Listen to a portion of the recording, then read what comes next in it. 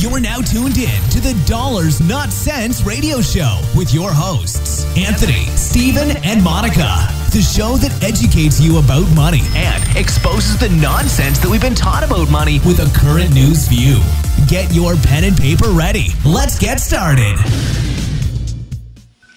Good morning, folks. Welcome back to the show. This is Dollars Not Cents, and I'm your host, Anthony. And we have today our special guest. We have Courtney Gordon, and we're talking about knowing your numbers. It's so amazing, to really just understand about your numbers. So many people get into business with a passion about their business. A lot of times people start a business, I can do better than he does. In fact, on the show, they were talking to a guy who had a used car lot. But all he had was fancy cars on the car lots. And he was losing $150,000 a month.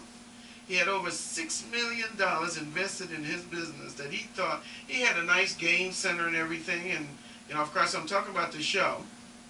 But, what was really interesting is that, the prophet was telling him, hey, man, you're losing money. You're going to lose these 20 people that you have here. He was so passionate about the way his business was to the point where he ignored the number. He didn't care. In fact, he kept the books in his office, so he didn't want his accountant to know about it. He had somebody assigned. This is what's so funny about this. He had a person assigned to handle accounting, but yet still that person didn't have access to the books. How crazy is that? Courtney, what do you think about that? Yeah, I agree with you, Monica. That's special ed there. It's funny because a lot of entrepreneurs they get so connected emotionally to their business that it's hard for them to hear the truth, and sometimes it's hard facts and it's not positive news. But we talk about the numbers and how important it is to know the numbers, but it's not difficult. It's just preparation. And if you do the preparation on the front end, it just sets you up to be so much more successful as you go through your business. But a lot of entrepreneurs don't want others to know that they're struggling, and they don't want to hear that they're struggling. So they tend to hide that information from themselves as well. And what I would say is be open to that news and bring on a strong team of accountants or bookkeepers, of attorneys that's going to keep you out of trouble, but people that are going to tell you the truth and then be willing to listen. And yes. If you're not going to listen to it and you're just going to get upset with them and say, oh, you don't want to see me successful, that's why you're telling me this. Wow. You got to be more humble than that, and you have to listen to it. And then it's just a matter of preparing how to develop a successful plan. And that's why you bring in those strong and honest teams around you. But you said something, and this is the biggest problem that most people have, is that pride. That pride. Yeah, this is absolutely my business. You can't come in here and tell me how to run my business. And they're running it into the ground, and yet still that pride still, keeps them going. They keep going with it. And so it's funny because this guy actually wrote in and asked for help. It wasn't like somebody else wrote in and asked for help. He was the guy who wrote in to the show and said, I need some help with my business. Maybe he was thinking the prophet was going to come in and just put him on just TV. Give him the money and just go. A lot of people do that too. I mean, hey, it's their gig. But, you bring up some really important points about preparation. What sort of preparation do I need to do before I even start looking into the business? Mm-hmm. What sort of preparation would you say we need to do? If you take the time and you put together a business plan, and you don't have to have a master's degree in business or finance to put together a business plan, you can find sample plans online. Microsoft Word, believe it or not, has a business plan template in the software. Wow. So it's just a matter of forcing you to think about how you're going to set up your business. And the business plan has a couple different sections. One is an executive summary, and you've got to think about who the audience of your business plan is. Certainly you're an audience because it tells you sort of the path that you need to take, but you've got to think about later on down the road. What I tell people is, if you're going to start a business, you know that you've got some dollars that you want to start it with, but you've got to think past the first infusion of cash that you're going to need, whether that's to expand, whether it's to go past your first year, whatever that case is, you've got to plan past that first infusion. So that business plan is going to help you. That executive summary is about a 3 to 5 page. Consider it like the cover letter of your resume. And that executive summary is going to make someone interested enough to read the rest of your plan. That's all that executive summary is for. So once you do that executive summary, you put together a marketing plan. You know, with social media the way it is today, your marketing plan has to include your social media and how you're going to capture your customer base. Your business plan is going to talk about your price point. And based on the demographics you're going after, whether it's a product or a service, you've got to think about what the cost of that product or service is, and that's your price point. And that's going to be a direct reflection of what your demographics are that you're targeting. So that's really, really important. And one thing that I think a lot of entrepreneurs miss is what I call a SWOT analysis. And that's determining the strengths of your business, the weaknesses of your business, the opportunities that are out there in the market that you're going after, and the threats or your competitors. And it forces you to look at what you're strong in doing and what you're weak in doing. And you come up with plans to plug those holes, and it makes you come out with a really strong business plan. And then you put the financials behind that to talk about what revenues you expect, what it's going to cost, the expenses, and then what your profits are going to be like. And with that, you're ready to start talking to some people about your business, and you're ready to go. Wow, wow. Give that acronym again, SWOT. SWOT. Break that down. It's strength, weaknesses, opportunities, and threats. You know, that's really interesting, because a lot of times people don't think that they need to study their competition. They don't need to you know, even evaluate, you know, who's in my. I'm just that good, you know. I know. I can attest to that, actually. Go ahead, Jude. I can attest to that. And going again to a conversation, because he's the person that I always soundboard off of, Courtney. I said, okay, I see this place, and this is where I want my salon. And he said, okay, so what's your demographic? And I'm like, okay, what do you mean? He said, how many people are in your demographic? He said, do a 5-mile radius. Check a 5-mile radius. Find out how many salons are there, what are their price points, what's the median average of household income. All of this information that he's telling me. I said, why do I have to do all of that?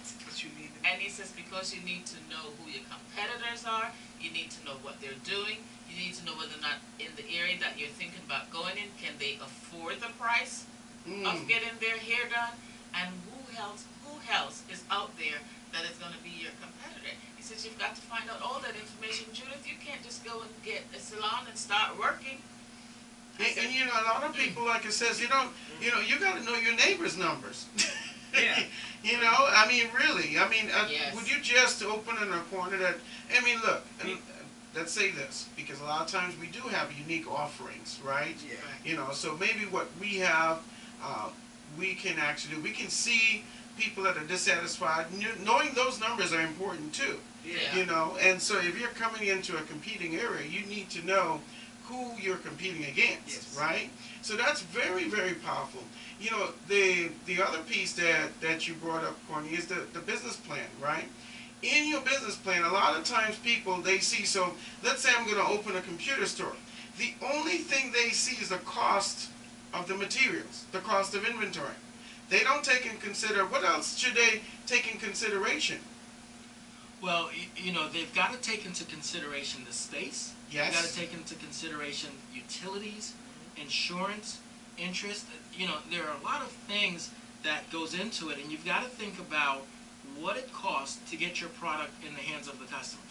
Whether that's employees that you have to put in place, whether that is distribution in terms of shipping and handling. You've got to put in place all of those types of expenses. And marketing. Marketing is a big one that a lot of people underestimate. And, you know, one thing I say is if you're going to go over your budget in any one area, let it be marketing. Yes. Because marketing is going to drive your sales. So, you know, that's not one area. When you look to see if you need to make cuts to improve profits or margins, stay away from cutting marketing, because marketing is going to drive your sales. Wow. You know what? I just wanted to say Go something. ahead. It's something that he said about being weak. And something that Don Blackwell says on the last show we had was the fact that people don't know how to count. They don't. And the thing is, when people are so far in debt, even though they open up a business, they feel weak. Nobody wants to ever feel weak, and that's why they're scared to allow somebody. It's beyond pride. It's being seen as weak in an area where you are something so simple as counting 1, 2, 3, and not being able to do that simple math.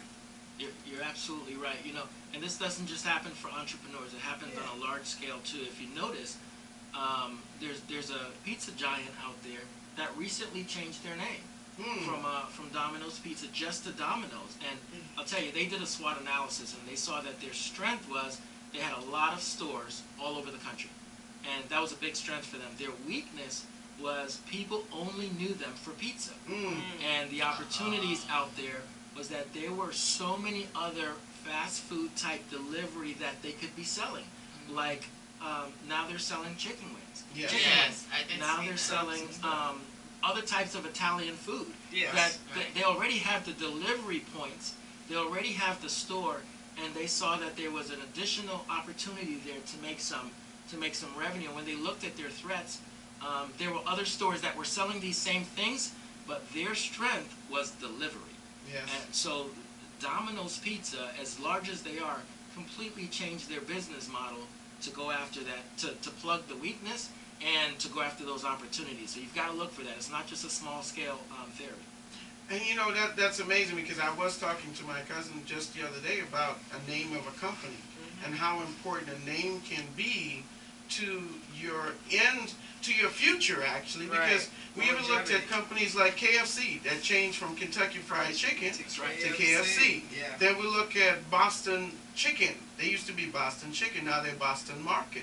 That's right. Because they realize the same situation. You can't box yourself into that name. And again, a lot of times people are passionate about their name, but gotta have it.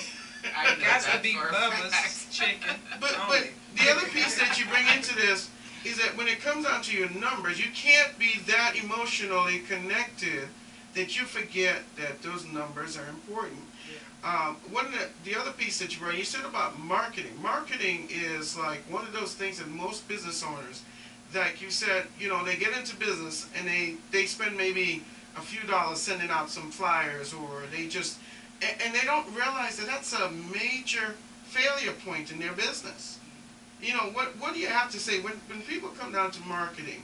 You know, I believe in outsourcing. I believe that you can outsource a lot of these things, because sometimes as a business owner, you think you're the master of it all. Right. That's the other. That's the other problem. Masters aren't weak, right?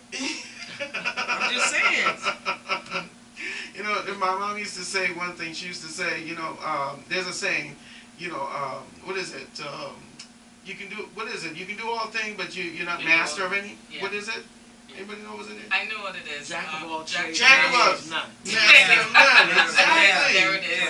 That's it. And you see, you cannot be the jack of all trades. Even in your business, when you're starting up, you may have to do and participate in all the things. But one of the things that you have to consider is hiring other people. That's part of your numbers.